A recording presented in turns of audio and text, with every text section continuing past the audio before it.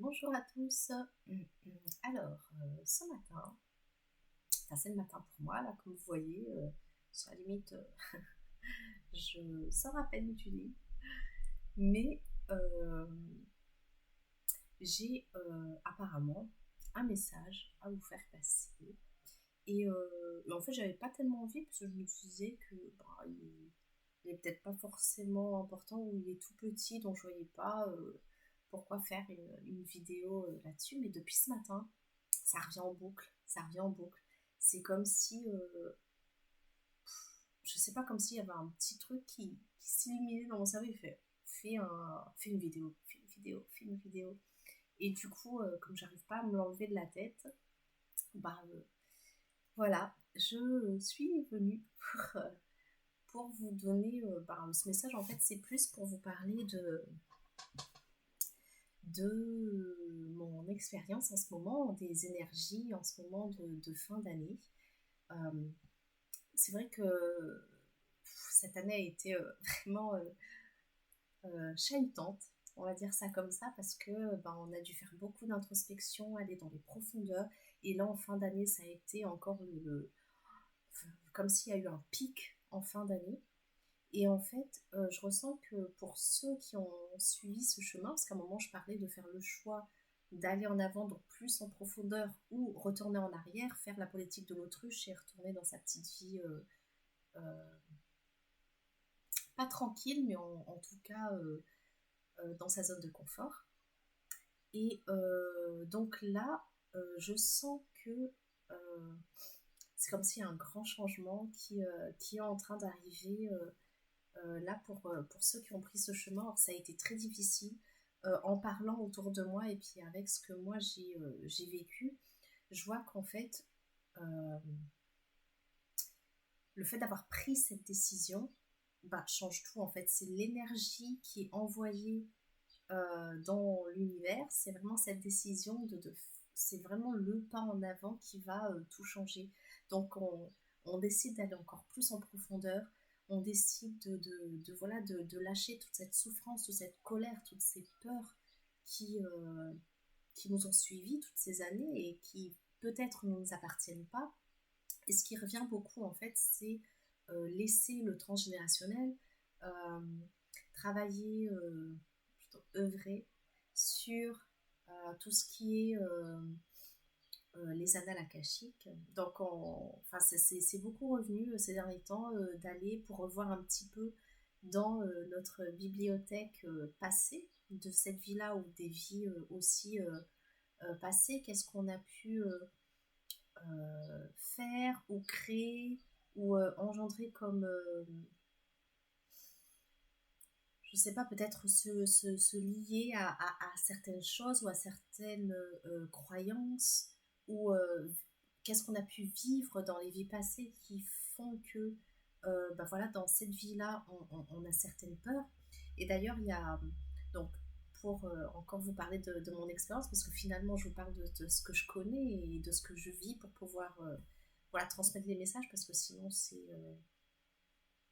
pas, je les vis pas pareil et je me sens pas, on va dire, légitime vous, euh, de vous transmettre quelque chose si moi-même je l'ai pas vécu en fait. Donc ça, c'est une autre croyance sur laquelle je travaille.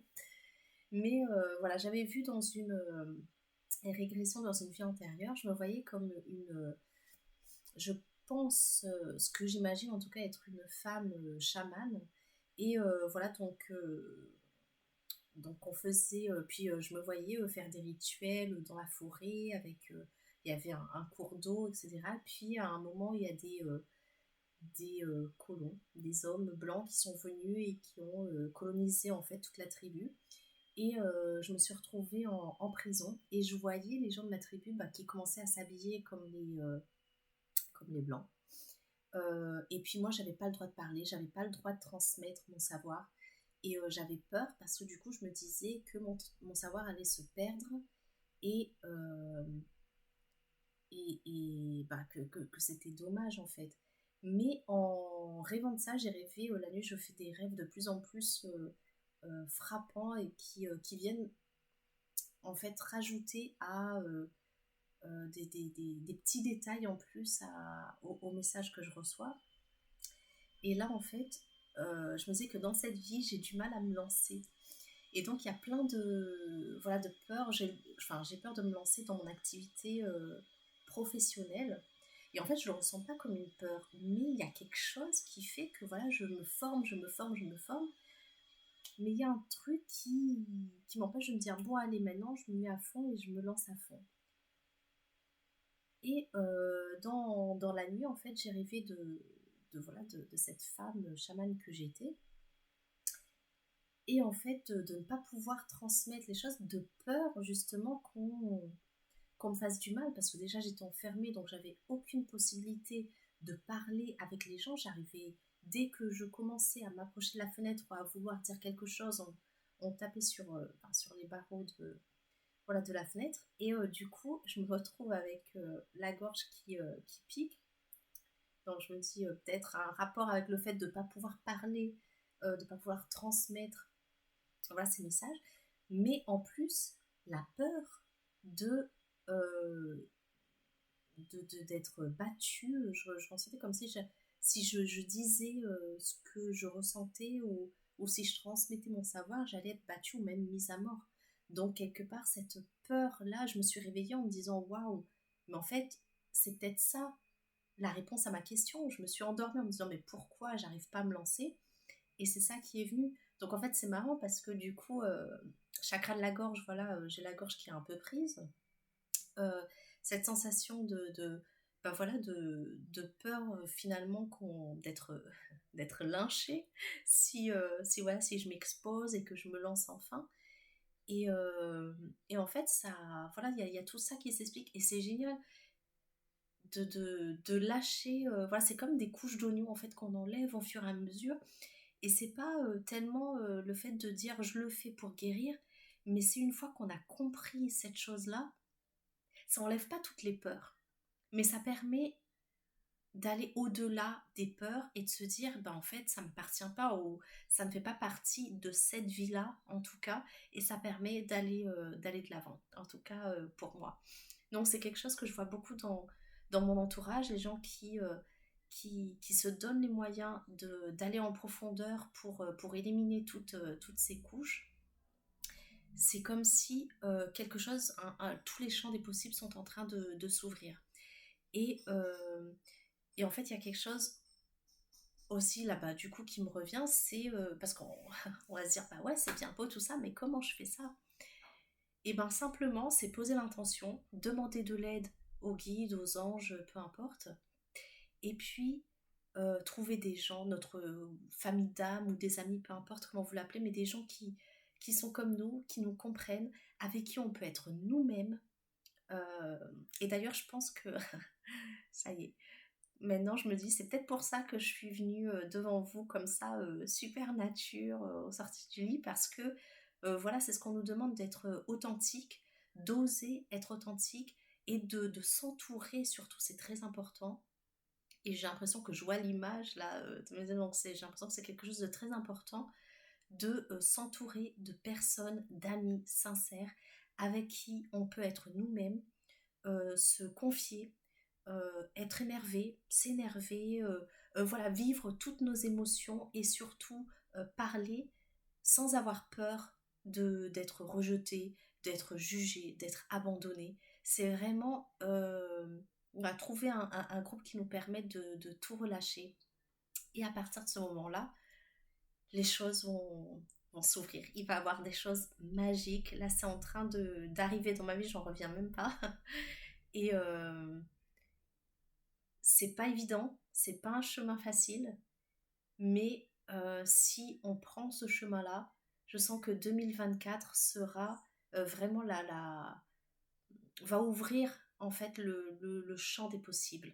Mais il faut passer par cette nuit un peu sombre pour pouvoir voir le soleil se lever. Donc là, j'ai le lever du soleil qui illumine la vallée. Et voilà, mais on n'a pas le choix. Si on veut voir le coucher du soleil, il faut sortir, traverser la nuit. Et là, l'image qui me vient un peu, c'est la grotte. Je ne sais pas si vous connaissez le mythe de la grotte où on est à l'intérieur, où on pense que les reflets qu'on voit sur le mur, ben c'est la réalité. Mais en fait, quand on décide de sortir, c'est vrai, ça fait peur l'inconnu. Et quand on sort, ben, on a mal aux yeux parce que le soleil, ça brûle les yeux. On n'est pas habitué, on a été dans l'obscurité pendant très longtemps.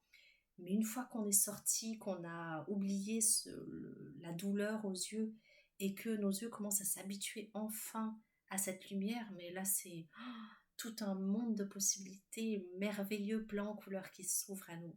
Et, euh, et je pense que c'est ça le message d'aujourd'hui.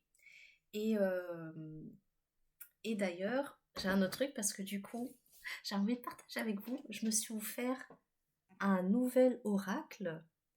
Alors, je ne sais pas si vous voyez bien. C'est l'oracle de l'amour de soi. J'adore. Je suis trop contente. Et du coup, j'avais envie de vous faire un petit tirage. On va voir. C'est quelque chose que j'ai jamais fait comme ça en direct. Mais si vous avez envie, je vais tirer 3 cartes. Vous pouvez choisir un, deux ou trois. Et puis la ressentir, on va dire que ce sera votre petit message de qu'est-ce que vous pourrez faire pour fortifier l'amour de soi. Parce que je pense que c'est vraiment quelque chose d'important pour pouvoir faire tout ça, pour pouvoir se libérer de la peur, du jugement, de l'abandon, etc. Il faut vraiment prendre confiance en soi et ça s'acquiert d'abord par l'amour de soi, s'accepter tel que l'on est, tout simplement. J'y vais. Alors, on va brasser. Voilà. Alors, les cartes. Oh, la première.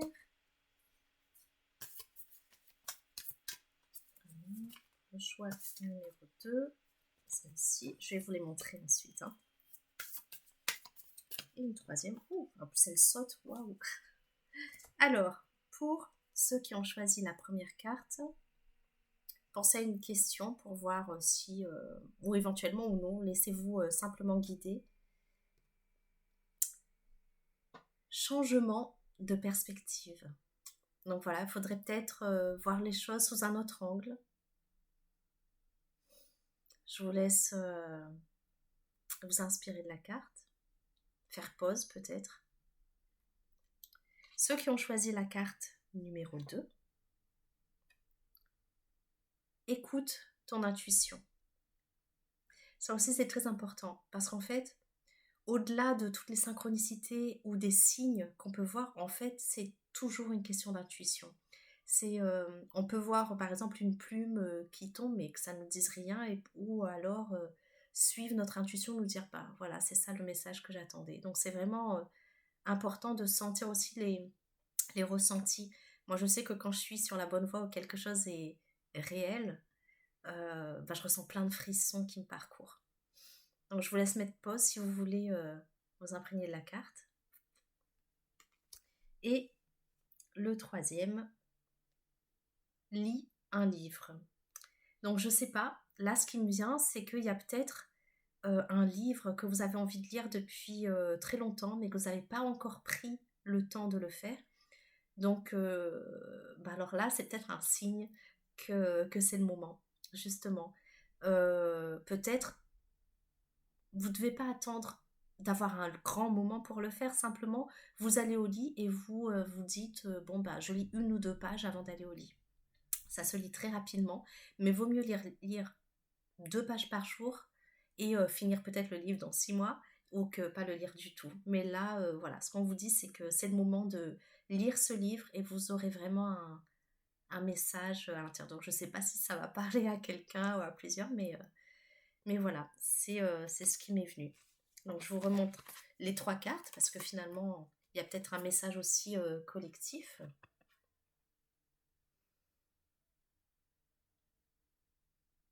Et voilà. Donc j'espère que ça vous aura plu. Je pensais pas que j'allais faire un petit tirage comme ça, mais bon, si ça vous plaît, dites-moi et je pourrais peut-être faire d'autres tirages de cartes plus ou mieux connectés. On va dire, en tout cas, j'espère que cette petite conversation, enfin conversation non, ce petit échange. J'espère que vous allez écrire vos ressentis dessous ce que vous vivez en ce moment. J'espère que ça vous aura aidé, ça vous aura permis de prendre conscience que ben voilà, on est toujours unis, reliés, tous ensemble par l'énergie. Entourez-vous de personnes comme vous qui puissent vous comprendre. Je vous souhaite beaucoup de bonnes choses, beaucoup de courage, de très très très bonnes fêtes avec beaucoup d'amour et, euh, et on se retrouve bientôt sûrement. Je vous embrasse.